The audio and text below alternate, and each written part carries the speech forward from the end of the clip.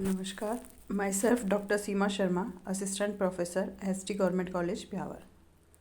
आज हम Karl Marx के अलगाव के सिद्धांत के बारे में पढ़ेंगे।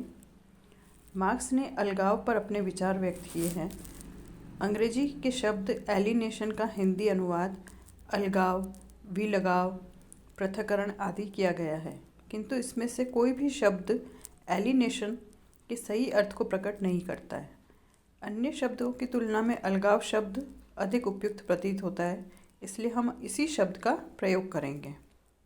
प्रारंभ में अलगाव शब्द का प्रयोग पागलपन के लिए किया जाता था, किंतु वर्तमान में इस शब्द का प्रयोग चिंताग्रस्त मनोदशा और प्रवृत्तियों के लिए किया जाता है। इसके फलस्वरूप व्यक्ति अपने को समाज से, पर्यावरण से और स्वयं अपने आप से उदासीन महसूस करता है। वह अपने आप को असुरक्षित, बेसहारा और अकेला अनुभव करने लगता है तथा सामाजिक संबंधों के बंधनों में से मुक्त होने की सोचने लगता है।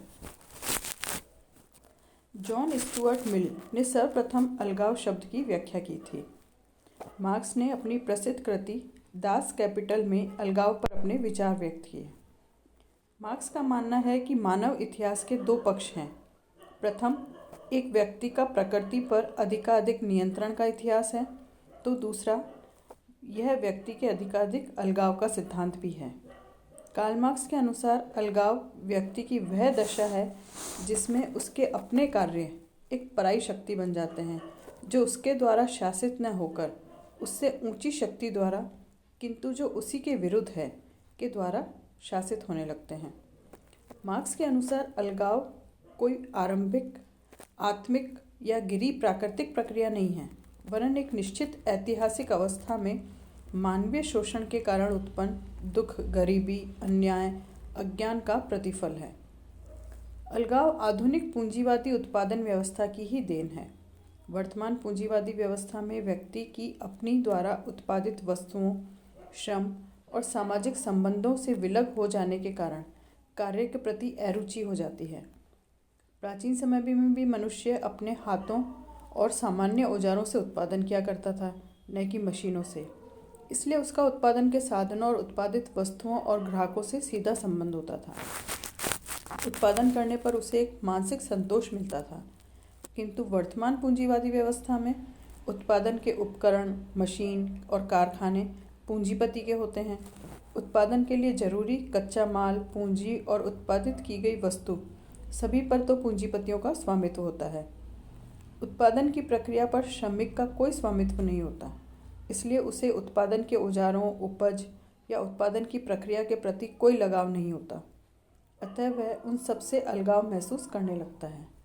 इस प्रकार पूंजीवादी व्यवस्था श्रमिकों में अलगाव की भावना उत्पन्न करती है। श्रमिक की श्रम और उपज में अरुचि धीरे धीरे उसे अन्य सामाजिक क्रियाकलापों और संबंधों से भी पृथक कर देती है। अलगाव के स्वरूप। मार्क्स ने अलगाव के निम्नांकित 4 प्रमुख स्वरूपों का उल्लेख किया है। पहला है उत्पादित वस्तुओं के प्रति अलगाव। पूंजीवादी व्यवस्था में श्रमिक अपने द्वारा उत्पादित वस्तुओं के प्रति अलगाव रखता है, क्योंकि उसने उस वस्तु के संपूर्ण उत्पादन की प्रक्रिया में केवल एक भाग ही अदा किया है। इसलिए वह दावे के साथ यह नहीं कह सकता कि वही एकमात्र इस वस्तु का निर्माता है।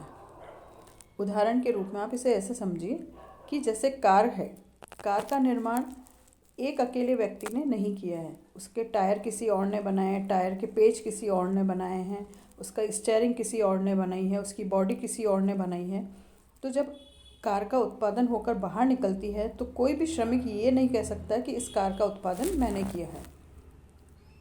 उस वस्तु को बेचने और खरीदने पर भी उसका कोई नियंत्रण नहीं होता। यही कारण है कि श्रमिक अपने द्वारा उत्पादित वस्तुओं से भी अपना अलगाव महसूस करता है। दूसरा है उत्पादन की प्रक्रिया के प्रति अलगाव। पूंजीवादी व्यवस्था में उत्पादन के साधनों और कारखानों पर श्रमिकों का ही नहीं, वरन पूंजीपतियों का भी स्वामित्व रहता है। शोषण पर आधारित इस व्यवस्था में उत्पादन का उद्देश्य केवल मुनाफा कमाना होता है।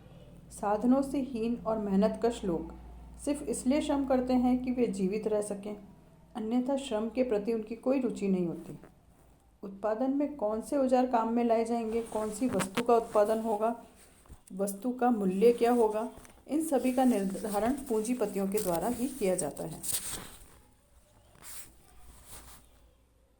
इस बारे में सारे निर्णय पूंजीपति ही लेते हैं। ऐसे वातावरण में उसे अलगाव की भावना उत्पन्न होना स्वाभाविक है। मार्क्स के अनुसार अलगाव इस प्रकार सामाजिक और आर्थिक परिस्थितियों की उपज है। तीसरा है स्वयं के प्रति अलगाव।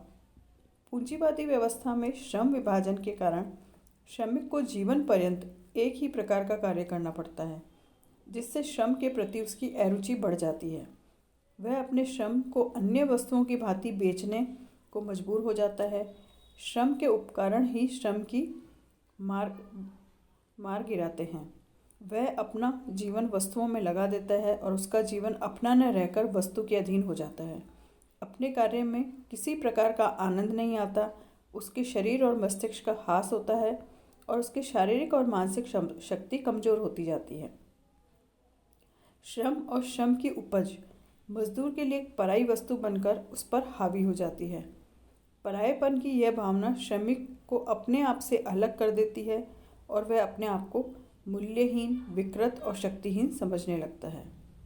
इस प्रकार श्रमिक अपने आप से ही अलगाव महसूस करता है। चौथा है साथियों और समुदाय के प्रति अलगाव।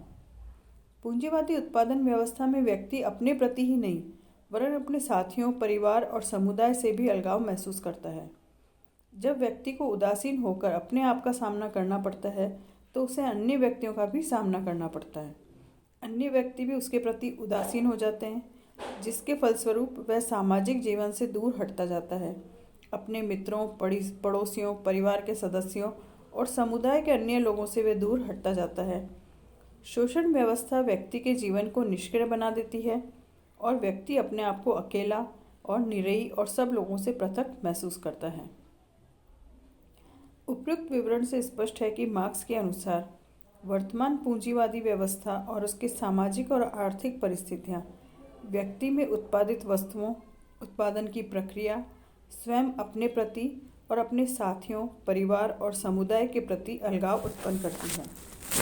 ऐसी परिस्थितियां जो अनैतिक साधनों से निजी संपत्ति के एकत्रीकरण और मानवीय श्रम के शोषण के कारण उत्पन्न होती है, व्यक्ति में विवशता, अज्ञानता, साधनहीनता और शक्तिहीनता उत्पन्न करती हैं।